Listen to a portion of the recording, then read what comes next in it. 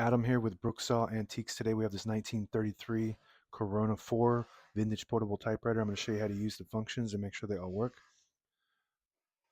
Up top is the adjustable paper guide. This helps you guide the page in straight. I'm going to line that up with the edge of the platen, which is the main roller that feeds the paper. And this is the paper support arms that flip up from the back. Margins are located behind the carriage here, and you just want to make sure that they are in between the two paper fingers in front so you don't get stuck on them. So we're just going to move those right on the insides, just like that, and test those.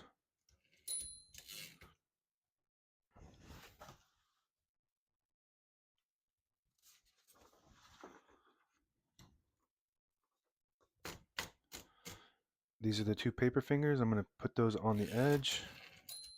Look okay. This right one could be a little bit closer to the edge, like that. Test that.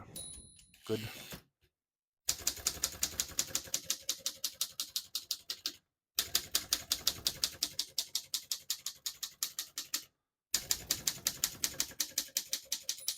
Once you hear the bell, you're at the end of the margin. Hit this line space, get you back to the beginning, and skips one or two. Right now we have it on single, but if you want double, there's a little lever here. You just push it in and move it up and lock that into place, and it skips two. Push it down, and it skips one. We're going to keep that on single for now.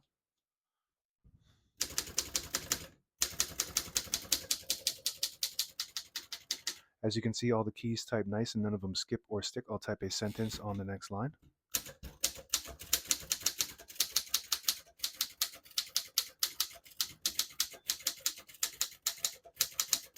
Very nice.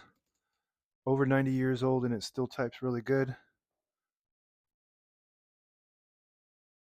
Very classic feel to it. You can really feel the keys hit the page and print with a real classic style key resistance.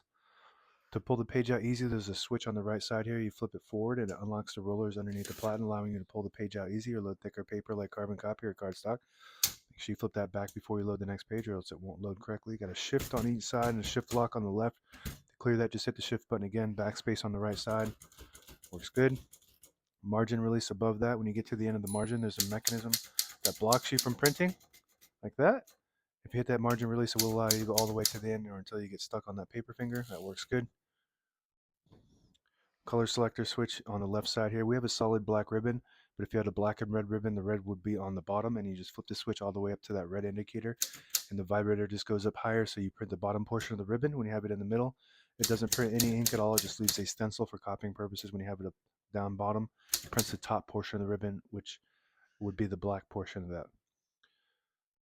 Pretty streamlined, simple typewriter which I like because it's less things to go wrong. No tab or anything like that. It does have all the necessary functions of a classic typewriter. This is your carriage release behind the right knob, and this little lever on top of the knob will lock the carriage in the middle like that. So when you have it in the case, it doesn't slam around in there, and it just is kind of free.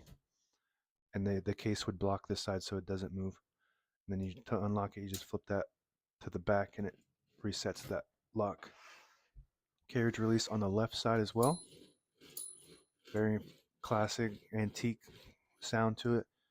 If you pull out the knob, it disables the spacing so you can get to an exact spot on the page. You push it in, you get the clicks. Each one of those clicks is one space. And this lever will lower down so when you have it in a case, you have a flat top there. And that's it. Now available on eBay or Etsy. Search Brooksaw Antiques.